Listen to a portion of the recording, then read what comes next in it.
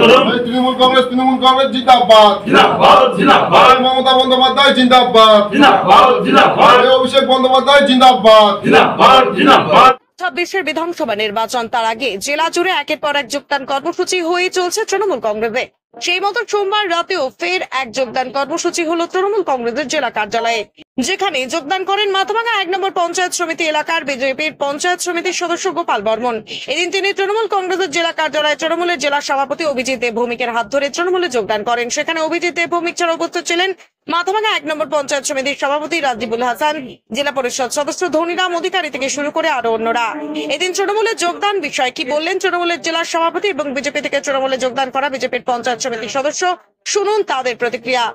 তৃণমূলে যোগদানের অনেক কারণ আছে, দুই কথা বলবো না, দুই একটা কথা বলবো।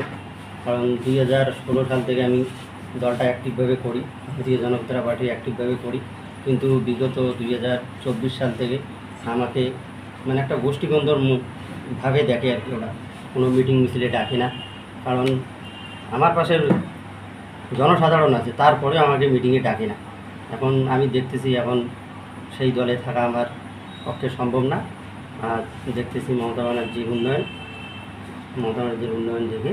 কিসের গোষ্ঠী বন্ধুর কথা? আপনাকে কে ডাকে না মিটিংয়ে? মণ্ডল সভাপতি।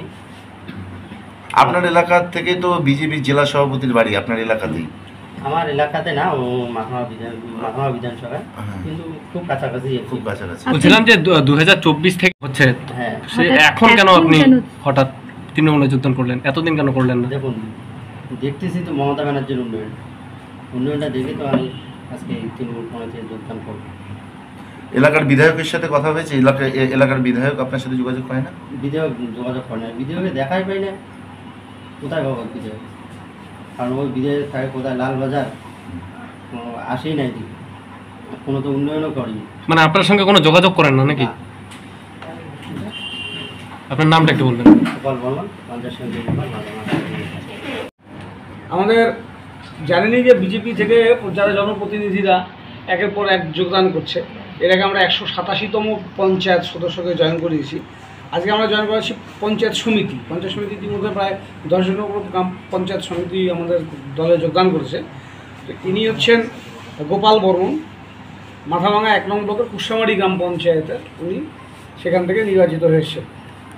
গোপাল এলাকার খুব এফেক্টিভ লিডার, তার সাথে সাধারণ মানুষের সমর্থন প্রচুর আছে এবং গত নির্বাচনে প্রায় 400 ভোটে আমাদের প্রার্থীকে পরাজিত করে সে জিতেছিল।